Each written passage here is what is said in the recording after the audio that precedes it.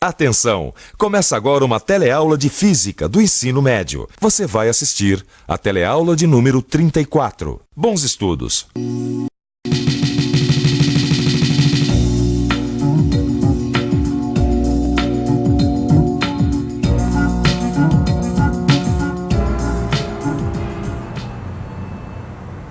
Oi!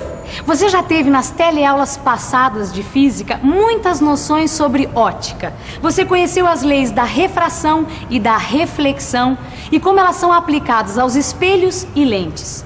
No caso das lentes, você aprendeu que algumas são convergentes e outras são divergentes. Bom, hoje chegou o dia de você colocar esses conhecimentos em prática. Em outras palavras, nós vamos ver como funcionam alguns instrumentos que são muito importantes para o nosso dia a dia e que utilizam lentes para aperfeiçoar a capacidade da nossa visão.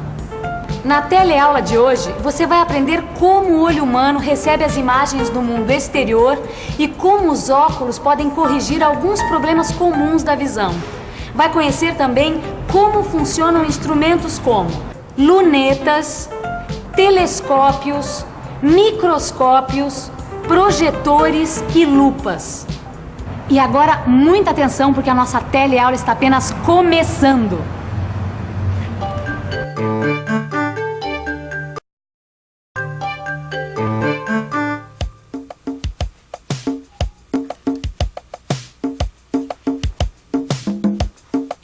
Tá difícil ler esse jornal, Vicente? Não, sabe o que é, Gil? Ultimamente as letrinhas desse jornal aqui, as mais miudinhas, estão muito embaralhadas, sabe?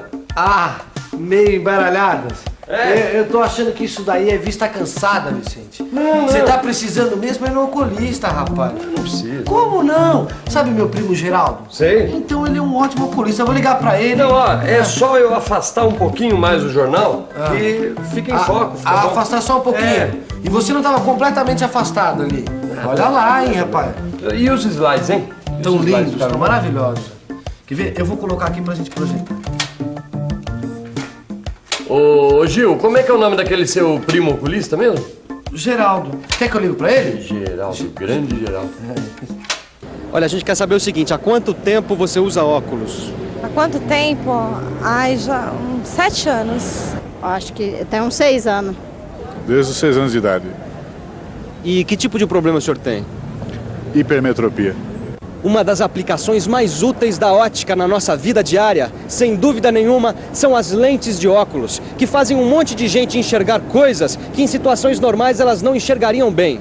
As pessoas que usam óculos enxergam as coisas de uma maneira turva, achatada, alongada. Não seria interessante se a gente conhecesse melhor como é que os nossos olhos recebem as imagens do mundo externo?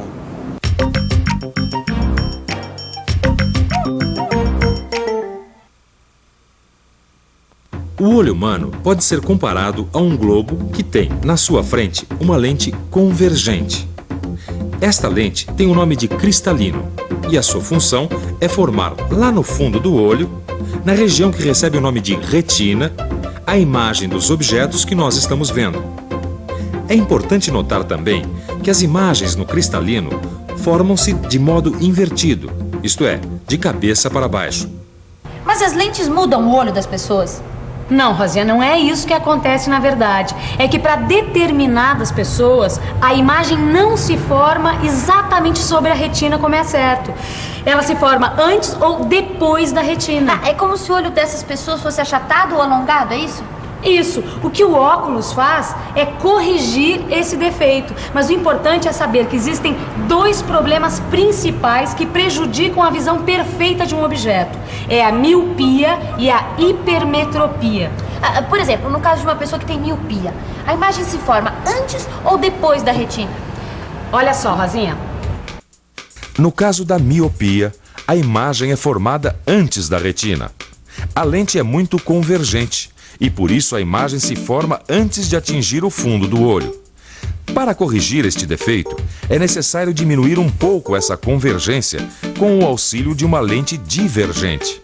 Esse tipo de lente faz com que raios luminosos entrem no olho de modo mais divergente e assim a imagem se forma no fundo do olho, ou seja, na retina.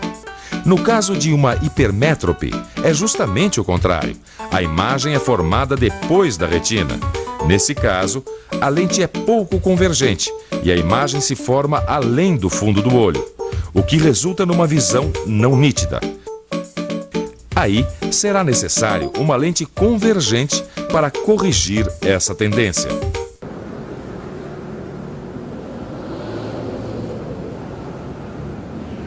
Os instrumentos ópticos, eles deixam os nossos olhos mais efetivos para conhecer o mundo que nos cerca. Essa lupa aqui, por exemplo, é um instrumento óptico mais simples que nós podemos imaginar. Ela serve para a gente enxergar os pequenos detalhes das coisas. Tem gente que lê com a lupa. O funcionamento da lupa também é bem fácil de explicar. Vamos imaginar um objeto. Nesse caso, a letra R, colocado diante da lupa, de tal maneira que esse objeto fique entre o foco e o vértice dessa lente. A lupa vai produzir uma imagem virtual desse objeto.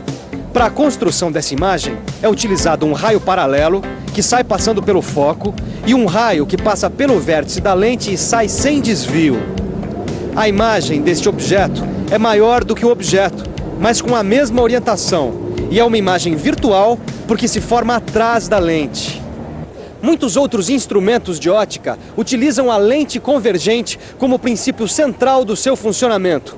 Um deles é o conhecido projetor de slides. Ah, Vicente, é só por hoje, ó. Acabou. Acabou? Pô? Ah, mas ficou bacana, hein? Gostou, né? Belos slides da viagem, rapaz. Eu curti bastante. Agora, sabe uma outra coisa? Eu andei xeretando como é que funciona um projetor de slide por dentro. Interessante, viu? É mesmo, rapaz? Primeira coisa que eu descobri, ele trabalha com lentes convergentes, sabia? É mesmo, rapaz. E eu ouvi dizer que utilizam duas lentes, não é isso? Duas lentes, exatamente. Aqui dentro tem uma lâmpada que está no foco da primeira lente. Por isso que os raios saem dela, saem paralelos e vão atingir o slide. Entendeu? Ah, e depois saem do slide e vão encontrar outra lente, não é isso? Exatamente. E para essa segunda lente, o slide é um objeto real. Entendeu? Certo. Então ele vai projetar a imagem também real na tela, no caso aqui é a nossa distinta parede. Certo. Agora, e o problema do foco? Ah, o foco? Sabe que tem? O foco aqui, ó, tem uma cremalheira onde corre uma engrenagem que permite que essa lente aqui da frente se distancie ou se aproxime do slide. Dessa maneira a gente consegue que a imagem seja formada exatamente sobre a tela. É, mas olha, eu ainda estou em dúvida como a imagem se forma exatamente na tela. Sabe me explicar? Gil, aí eu vou ter que pensar um pouco. Vamos pensar um pouco. Para entender como a imagem do slide vai se formar sobre a tela, deixe eu imaginar dois raios luminosos saindo de um ponto P. Vou utilizar um raio que vai incidir paralelamente na lente e é refratado passando pelo foco desta lente.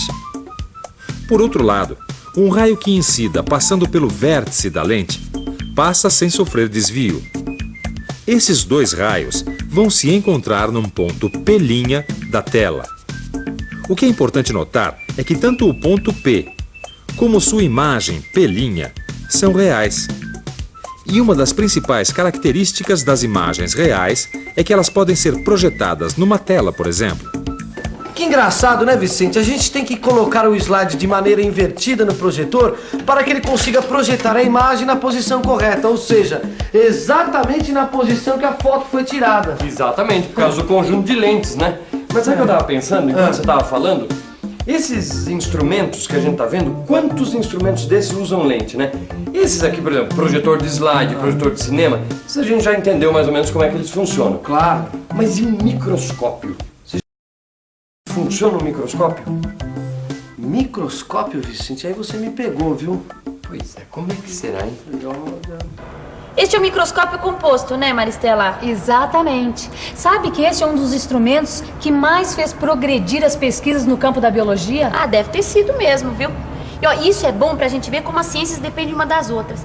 Agora, ele é composto porque ele tem duas lentes, não é isso? Exatamente. Duas lentes convergentes, ou mais precisamente, um conjunto de lentes que agem como se fossem duas lentes convergentes. E elas estão nas extremidades de um tubo metálico. Uma das lentes é a objetiva e a outra é a ocular. Ah, isso eu sei, quer ver? Ó, a objetiva é que fica mais perto da amostra que vai ser analisada. A ocular é a lente pela qual o cientista vai observar e analisar essa amostra. E eu te falo outra coisa, a objetiva forma a imagem aumentada da amostra. E essa imagem vai ser aumentada ainda mais pelo ocular. Olha só, Rosinha, aqui embaixo existe esse suporte que serve para colocar a lâmina onde está o material de estudo. Certo? Aqui mais embaixo existe um espelho que serve para o material que está sobre a lâmina. E dentro desse microscópio, como é que ocorre a formação da imagem? Bem, é um processo semelhante aos outros casos, onde os pontos luminosos do objeto em estudo emitem raios que atingem a objetiva. A objetiva forma uma imagem real de algo que esteja sendo pesquisado, uma célula, por exemplo.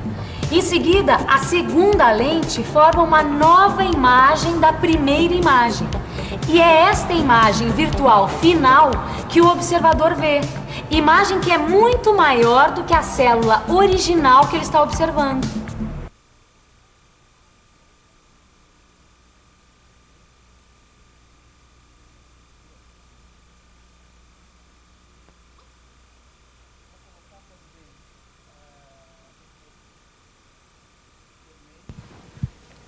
Assim como os microscópios foram muito importantes para a biologia, os telescópios e as lunetas auxiliaram muito a astronomia e trouxeram grandes progressos para o estudo do universo.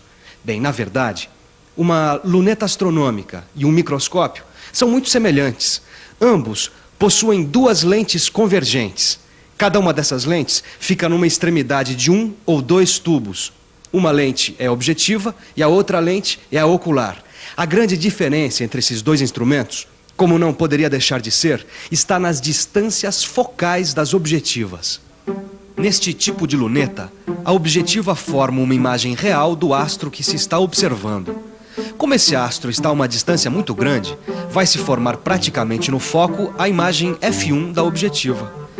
A imagem vai ser real e invertida em relação ao objeto observado. Esse fato não tem grande importância quando a luneta é usada para observar os astros, a Lua ou algum outro planeta.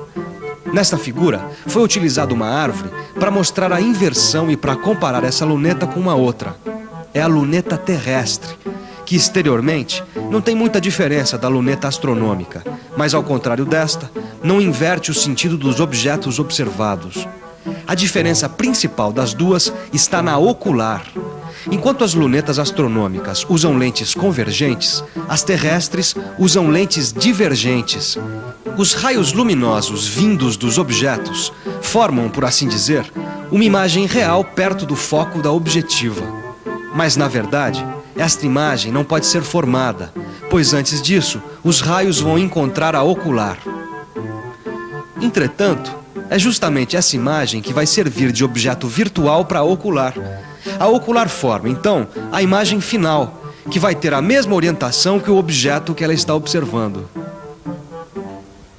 As lunetas foram introduzidas no estudo dos astros por Galileu, mas existem outros tipos de instrumentos ópticos que também são muito importantes para a astronomia, como, por exemplo, os telescópios refletores. Eles foram introduzidos por cientistas como, por exemplo, Isaac Newton. Bem, essa é outra história. Os telescópios refletores, eles usam como objetiva um espelho côncavo, que pode ser esférico ou parabólico. Existem vários tipos de telescópios refletores. Quer ficar fera em telescópio? No seu livro de física, você vai poder estudar com detalhes o funcionamento interno dos telescópios. Tchau aí, Gil. Tchau, Vicente. Bom, enquanto o Vicente vai cuidar da visão, que tal a gente fazer uma revisão, certo? E atenção, se liga aí, que é hora da revisão. Na teleaula de hoje, você aprendeu mais sobre a visão e viu como o olho humano recebe as impressões do mundo exterior. Aprendeu também como funcionam diversos instrumentos de óptica, como a lupa, o projetor de slides, o microscópio, as lunetas astronômica e terrestre e os telescópios. Bom, agora é com você. Aprofunde todas essas informações com o auxílio do seu livro de física e boa sorte. Até a próxima. Tchau. Tchau.